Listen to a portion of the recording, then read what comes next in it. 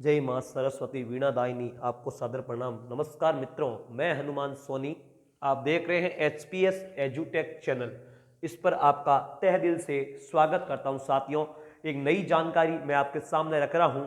साथियों, पहले तो यूट्यूब पर जाकर सर्च करें एचपीएस एजुटेक। आपको हर सब्जेक्ट्स की जल्दी ही साथियों क्लासेज अवेलेबल हो जाएगी। फिलहाल जीके एंड जीएस, जिसमें हिस्ट्री, ज्योग्राफी, पॉलिटिक्स, इकोनॉमी, ये हर क्लासेस साथियों आपको इस एचपीएस एजुटेक चैनल पर अवेलेबल होगी। दूसरी बात यह है साथियों, आपको वकायदे ऑनेस्टली, मैं प्रॉमिस करता हूं आपके साथ, ऑनेस्टली साथियों क्लासेज इन पर आपको मिलेगी।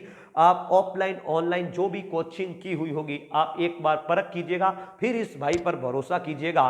और अगर आपको विश्वास हो जाए कि बात सही है तो साथियों सब्सक्राइब करें, शेयर करें, लाइक एंड कमेंट्स करें और अपने भाई को सपोर्ट करें। दूसरी बात साथियों, फेसबुक पर जाइएगा और एचपीएस एजुटेक सोनी सर, एचपीएस एजुटेक सोनी सर के नाम से पेज ओपन कीजिएगा। हर जानकारी वही जो एचपीएस एजुटेक चैनल पर अवेलेबल है आपको मिलेगी। एजुकेशनल चैनल है साथियों, एजुकेशन से अलावा कोई भी जानकारी आपको इस पर नहीं मिलेगी और मोटिवेशनल आपको जानकारी इस पर मिलेगी। कोई भी साथियों आपको लगती है कि फेक न्यूज इस चैनल पर आ रही है, तुरंत कमेंट्स करें ताकि मैं इसमें सुधार कर सकूं। और आपको वादा करता हूं कोई भी फेक न्यूज आपको इस चैनल पर नहीं आने दूंगा। आप सभी को पता है साथियों, आजकल लोग अपने आप की पहचान को प्रचारित करने के लिए, फेमस होने के लिए किस किस चीजों का सहारा लेते हैं, कौन कौन सा कट कॉपी पेस्ट करके चैनल्स पर, फेसबुक्स पर डालते हैं। मुझे वो नहीं आता साथियों। भले ही आपको सब्सक्राइब करना है तो करें, ना करना तो नहीं करें। बिल्कुल ईमानदारी के साथ आपको इस चैनल पर सामग्री अवेलेबल करवाई जाएगी। थैंक यू साथियों। हिस्ट्री की क्लासेस चल रही थी, ध्यान रहे, थोड़ी बिजली ने आज जो है कुछ प्रॉब्लम्स होने के कारण, ट्रांसफार्मर जलने के कारण कुछ प्रॉब्लम्स हो रखी है साथियों, तो आपको थोड़ा अंधेरा महसूस हो सकता होगा। लेकिन दोस्तों, आगे बढ़ने के लिए जब नदियां आगे बढ़ती है ना, तो नदियों के बीच में कई बड़े बड़े पत्थर आते हैं। वो उन पत्थरों को देखकर रुकती नहीं है। ध्यान से सुन लेना दोस्तों, पत्थर को हटा देती है या तिरा कर आगे ले जाती है, या पत्थर के चारों ओर पानी फैल करके प्रवेश कर जाता है। अपने को भी इसी प्रकार इन चुनौतियों का सामना करना होगा। आइएगा हम बात करते हैं दोस्तों आज मगध साम्राज्य का उत्कर्ष। मगध साम्राज्य का उत्कर्ष, उनके बारे में बात करते हैं दोस्तों। मगध साम्राज्य, आपको पता होगा मेरे भाइयों, हमने वैदिक काल पढ़ने के बाद में 16 महाजनपदों की जानकारी पढ़ी थी और उस 16 महाजनपदों में एक महाजनपद आया था मगध महाजनपद। साथियों, मगध महाजनपद की राजधानी आपको पता है तो गिरिवज्र या राजगृह राजधानी आपको मैंने बताई थी, आप सभी को पता होगा। तो इस मगध जनपद का ही, महाजनपद का ही आगे चलकर साम्राज्य विस्तारित होता है और यहीं पर राजतंत्रात्मक शासन प्रणाली प्रचलित होती है और अनेक वंशों ने इस पर शासन किया और मगध साम्राज्य प्राचीन भारतीय इतिहास में एक प्रसिद्धि पाई गई। तो साथियों, ये मगध साम्राज्य ही उत्कर्ष क्यों हुआ, मगध साम्राज्य ही प्रसिद्ध क्यों हुआ, दूसरे क्यों नहीं? भाई महाजनपद तो 16 थे, दूसरे क्यों नहीं? तो थोड़ा ध्यान से सुनिएगा। कारण दोस्तों, अगर कोई पीसीएस की तैयारी कर रहे हो बंदे तो थोड़ा ध्यान से सुनना।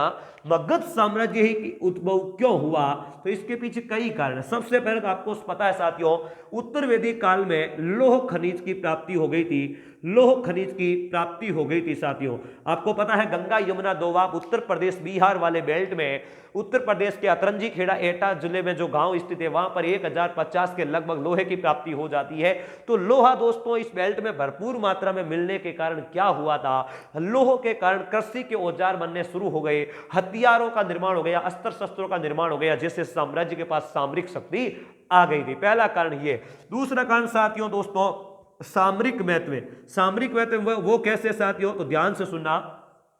मगध साम्राज्य की पहली राजधानी जो राजगृह थी, वो राजगृह साथियों क्या थी, 5 पहाड़ियों से घिरी हुई एक श्रृंखला है। और आपको पता है आज तक हम जब इतिहास पढ़ते हैं तो साथियों शासकों ने दुर्गों का निर्माण या राजधानियों का निर्माण सुरक्षित जगह पर किया था। तो ये राजधानी 5 पहाड़ियों से घिरी हुई थी, जहां पर हरेक कोई शासक जो है आक्रमण नहीं कर सकता था, वो अपनी सामरिक महत्वता रखती थी। इसी प्रकार साथियों पाटलिपुत्र को आगे चलकर राजधानी बनाया, तो पाटलिपुत्र भी साथियों 3 नदियों से घिरी हुई थी। वो कैसे, तो थोड़ा ध्यान रखना। यहां पर साथियों उत्तर की ओर से गंगा नदी आ रही थी, पूर्व की ओर से साथियों चंपा नदी आ रही थी, और हमारे यहाँ अमरकंटक पठार से साथियों जो आज भी चल रही है सोन नदी जा रही थी। इस तीनों के बीच में बसा हुआ था पाटलिपुत्र या पाटलीग्राम या पाटना आज जो है। तो साथियों यह जो क्षेत्र था सुरक्षित था, और सुरक्षा के कारण भी इस मगध साम्राज्य का एक अलग ही पहचान बन गई थी। तीसरा कारण और भी था साथियों। तीसरा कारण क्या था कि मगध साम्राज्य में दोस्तों जैसे नदियों के द्वारा सिंचित यानी भूमि थी, और नदियों का जल बहुत खूब था, तो वहां पर दोस्तों तराई के मैदान में घने जंगल थे, और घने जंगल में होने के कारण आपको पता है हाथियों की संख्या बहुत ज्यादा थी, हाथी बहुत थे साथियों, और हाथी बहुत होने के कारण गज सेना का निर्माण किया गया था। और हाथियों का दोस्तों अगर विक्रय करते तो उनसे इनकम भी बहुत अच्छी होती थी, क्योंकि यूनानी वगैरह जो है इनसे खुश थे। तो हाथियों की संख्या अधिक होने के कारण वहां के जंगलों में भी एक प्रभाव पड़ा था। ऐसे कई अनेक कारण थे दोस्तों। साम्राज्य का जो वातावरण था वो एक सौहार्दपूर्ण था, जनता की भाषा जो लोक भाषा थी मागधी भाषा उनका प्रयोग किया गया। इस प्रकार साथियों जो है मगध साम्राज्य का उद्भव होता है। अब अपन थोड़ी सी बात करें कि मगध साम्राज्य था कहां पर, तो साथियों आज का जो बिहार है, आज का जो बिहार है इसका दक्षिणी पार्ट जो है ना, जिसमें दोस्तों एक तो बोध गया जिला जो आज हमारा गया जिला है, और दूसरा साथियों बिहार की राजधानी पटना जो है, इस बेल्ट को ही अपन मगध साम्राज्य के अंदर इंक्लूड करते थे। यह दोस्तों तीन नदियों के संगम पर था, मैंने जो अभी बताया ना, सोन नदी, गंगा नदी और साथियों हमारी ये चंपा नदी। आपको लग रहा होगा थोड़ी स्पीड तेज है, लेकिन नहीं है साथियों, ऑफलाइन क्लासेज में अवेलेबल रहने का समय का अभाव है, इतना समय नहीं मिल पाता, तो इसलिए थोड़ा आप ध्यान देखिएगा।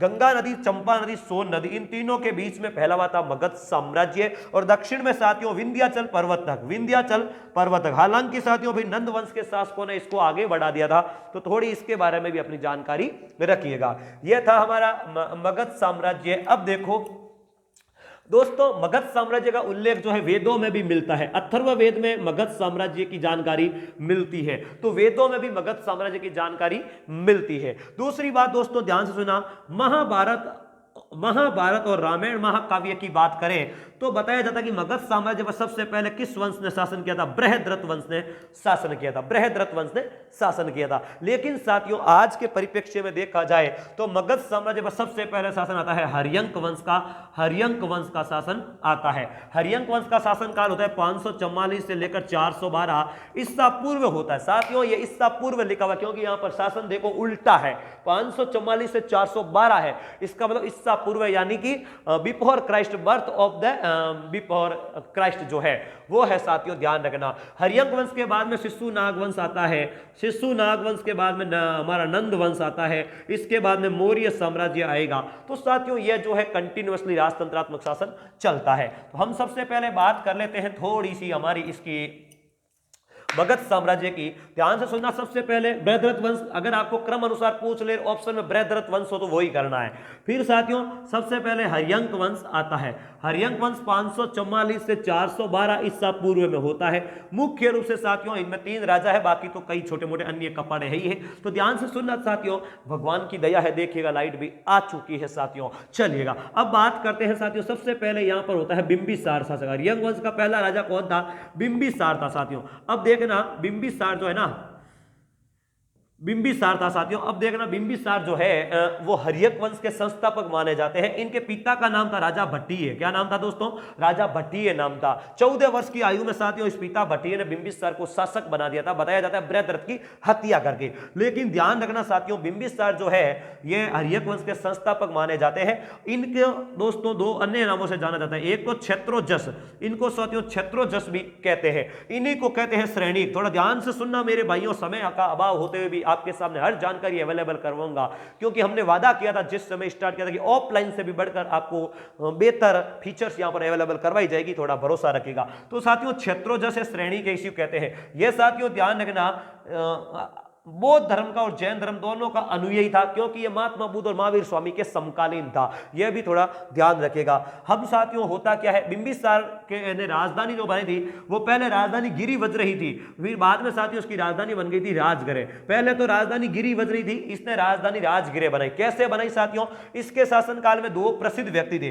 एक तो था दोस्तों जीवक, यह जीवक चिकित्सक था, डॉक्टर था साथियों। एक साथियों महागोविंद था। क्या नाम था? महागोविंद था, ध्यान रखना, महागोविंद था साथियों। महागोविंद एक वास्तुकार था। क्या नाम था मेरे भाइयों? वास्तुकार था, ध्यान से सुना। महागोविंद एक वास्तुकार था और इस वास्तुकार ने साथियों क्या की? इस राजगृह राजधानी को बसाया था, इसका वास्तु नक्शा तैयार किया था। साथियों ये जो जीवक है ना, ये जीवक इस बिंबिसार के समय में साथियों अवंती के राजा थे प्रद्योत, अवंती के राजा प्रद्योत थे, उसको पांडु रोग हो गया था और उस पांडु रोग का इलाज करने के लिए इस जीवक को भेजा गया था। तो ये थोड़ा बात है दोस्तों, ध्यान रखिएगा। बिंबिसार ने क्या किया था साथियों? अपने साम्राज्य का विस्तार करने के लिए वैवाहिक संबंध स्थापित किए। जैसे अगर आपको बात पता तो महावीर स्वामी की जो माता थी त्रिशला देवी, राजा चेटक की बहन लिच्छवी गणराज्य की चेटक की बहन थी, उसी चेटक की पुत्री थी दोस्तों चेलना, ध्यान से सुनना, चेलना। इस चेलना के साथ में भी दोस्तों विवाह हुआ था इसका। इसी प्रकार विदेह की विदेह की राजकुमारी थी वासवी देवी, उसके साथ में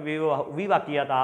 मद्र दोस्तों, आज के पंजाब राज्य को मद्र कहते थे, तो मद्र की राजकुमारी थी साथियों, जिसे अपन देखो सेमा देवी कहते हैं उसको, ध्यान से सुनना, सेमा राजकुमारी नाम थी, सेमा खेमा, उसके साथ में भी इसने विवाह किया था। इसी प्रकार कौशला देवी के साथ विवाह किया, कौशल के राजा जिन्हें दोस्तों चंड ऐसा कुछ नाम था, प्रसेनजीत की बहन थी साथियों, उसके साथ में भी विवाह किया था। तो इस प्रकार वैवाहिक संबंध स्थापित करके इन्होंने अपने साम्राज्य को विस्तारित किया। तो ये थे हमारे बिंबिसार की हत्या करी थी साथियों उसी के पुत्र अजातशत्रु ने। ध्यान से सुनना, अजातशत्रु पहला पितृहंता राजा है, लेकिन इतिहास में अगर पितृहंता वंश पूछा जाए तो हर्यक वंश, ये ध्यान रखना। अब दूसरी राजा की बात करते हैं, हमारे अजातशत्रु। अजातशत्रु ने क्या किया साथियों? बताया जाता है, ध्यान से सुनना, अजातशत्रु के बारे में दो बातें थोड़ी याद रख लेना, बाकी तो खूब है। अजातशत्रु के शासनकाल में दोस्तों आपको पता है, तो अजातशत्रु के शासनकाल में पहली बौद्ध संगीति होती है, इसी के शासनकाल में महात्मा बुद्ध की मृत्यु होती है दोस्तों 413 ईसा पूर्व, आपको पता है ना, 413 ईसा पूर्व में पहली बौद्ध संगीति होती है। और उस समय राजा कौन था? अजातशत्रु था। राजगृह राजधानी की सप्तपर्णी गुफा में होती है, आपको पता है ना, सप्तपर्णी गुफा में होती है, मैंने पीछे बताया था, सप्तपर्णी गुफा में पहली बौद्ध संगीति होती है साथियों, राजगृह के सप्तपर्णी गुफा में। अजातशत्रु शासक होता है उस समय, ध्यान रखना। इसी के शासनकाल में महात्मा बुद्ध की मृत्यु हुई थी और यह भी साथियों महात्मा बुद्ध और महावीर स्वामी दोनों के समकालीन रहता है, इसने बौद्ध धर्म को अपनाया था। लेकिन साथियों हुआ यूं है कि महात्मा ये जो है ना अजातशत्रु है ना, अजातशत्रु को किस नाम से जानते हैं? एक कुणिक नाम से भी जानते हैं दोस्तों। महात्मा बुद्ध के एक चचेरा भाई था देवदत्त, देवदत्त के कहने पर क्या हुआ था, इन्होंने अपने पिताजी की हत्या कर दी और खुद शासन कर लिया। बस ये थोड़ी सी बातें ध्यान रखनी है।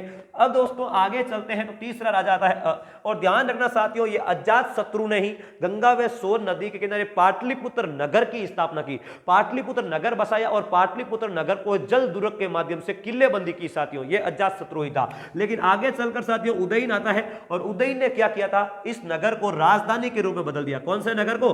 पाटलिपुत्र को राजधानी बना लिया साथियों, किसने? इस उदयन ने। इस उदयन को साथियों किस नाम से जानते हैं? उदयभद्र के नाम से भी जाना जाता है। थोड़ा ध्यान रखना, इस उदयन को उदयभद्र के नाम से भी जानते हैं अपन, याद रह जाएगा आपको। चलिए और क्या हुआ साथियों, तो उदयन ने एक बात और की, उदयन ने जिस प्रकार देखा कि मेरे पिताजी ने अपने पिताजी का देहांत किया, इसी प्रकार साथियों उदयभद्र ने भी क्या कर दिया? अजातशत्रु की हत्या कर दी और शासन खुद का संभाल लिया। तो समझ में आ गई साथियों, यह था हमारा उदयन और हर्यक वंश। अब दोस्तों उदयन के बाद में 3-4 छोटे बड़े राजा होते हैं, अंतिम राजा होता है नागदशक।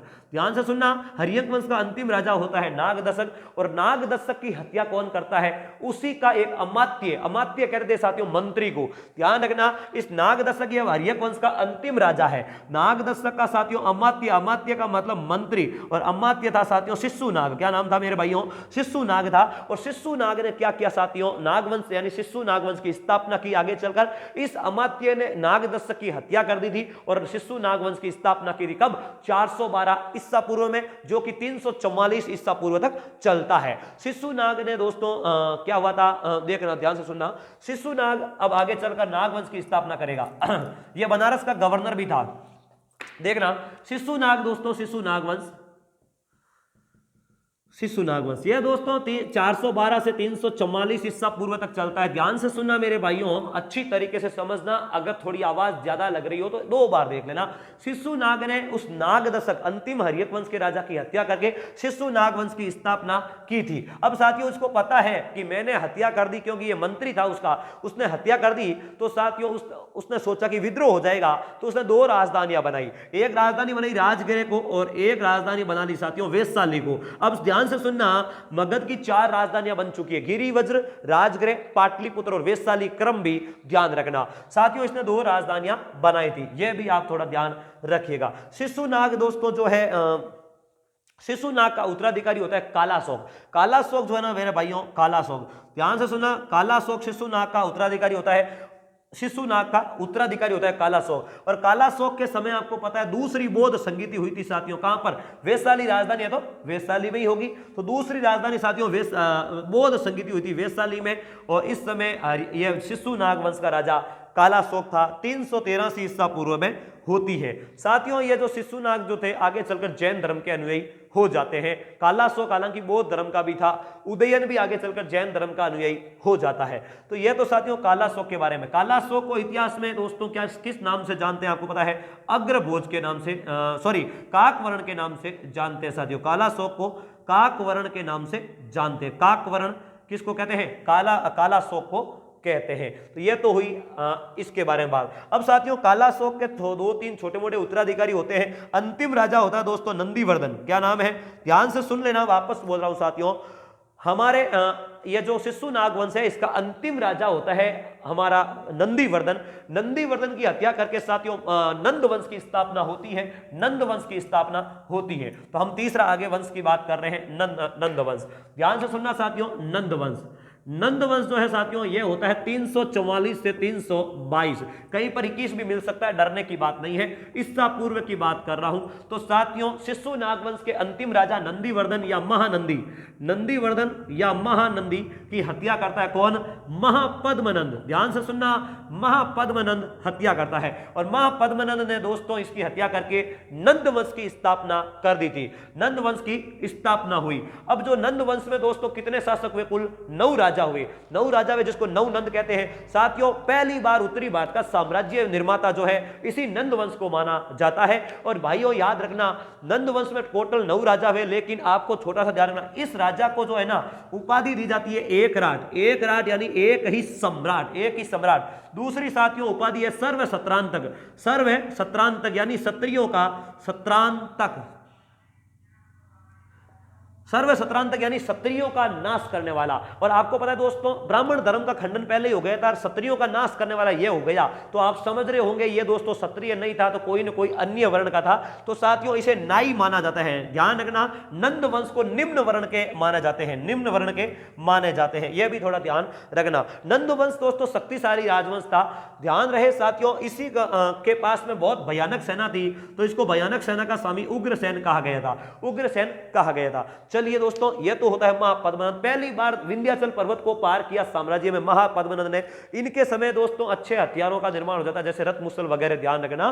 तो ये महापद्मनंद है। महापद्मनंद का ही दोस्तों एक शासक होता है नंद वंश में ही खारवेल। ध्यान रखना, नंद वंश में एक शासक होता है खारवेल। और खारवेल का हाथी गुंफा जो अभिलेख है, हाथी गुंफा अभिलेख जो है साथियों आपको पता है खारवेल का ही है, और इसी में भारतवर्ष का उल्लेख मिलता है। अंतिम राजा होता है साथियों धननंद। आपको पता है धननंद होता है नंद वंश का अंतिम राजा। और नंद वंश के समय में साथियों क्या होता है? आक्रमण होता है सिकंदरमान का। इधर तो सिकंदरमान का आक्रमण होता है, और इधर साथियों इसके समय में क्या है, इसको एक अभिमान आ जाता है साथियों। तो इसमें क्या होता है, जनता में बहुत बड़ी घृणा की भावना फैल गई। इधर साथियों इसका जो हमारा पुरोहित होता है धननंद का, वो चाणक्य यानी कि विष्णुगुप्त होते हैं। और चाणक्य की साथियों इन्होंने क्या कर दिया, अपमानित कर दिया था चाणक्य को। तो चाणक्य साथियों वहां से निकल जाते हैं, और इधर सिकंदरमान के आक्रमण के कारण अव्यवस्था फैल जाती है। तो चाणक्य की सहायता से चंद्रगुप्त मौर्य फिर इस पर आक्रमण करता है और मौर्य साम्राज्य की स्थापना होती है। तो ये तो से साथियों हमारे मगध साम्राज्य के उत्कर्ष के बारे में। अब अपन जो मुख्य साम्राज्य पढ़ेंगे मौर्य साम्राज्य, वो एक विस्तृत चैप्टर है, उसके बारे में अपन जानकारी प्राप्त करेंगे। आप चिंता ना करें दोस्तों, इस नंद धननंद को ही ध्यान रखना, पुराणों में क्या कहा गया है, अग्रभोज कहा गया है, अग्रभोज। यूनानियों ने इसको अग्रभोज की संज्ञा भी दी थी। ध्यान रखना सिकंदर मान के आक्रमण होता है इस समय। सिकंदर मान ने सबसे पहले आक्रमण दोस्तों हिंदू कुश पर्वत के आसपास के सिंधु क्षेत्र पर किया था। फिर राजा पुरु के साथ में युद्ध किया, हाइडे स्पीच का युद्ध पता है आपको, जिसे वित्तस्ता झेलम नदी का युद्ध कहते हैं, वो अपन विदेशी आक्रमणकारियों में पढ़ेंगे। चलिए, तो आपको जितनी भी दोस्तों सामग्री मिली है उससे अच्छी तरीके से पढ़िएगा और अपने आप को एक बेहतर बनाइएगा। Thank you very much.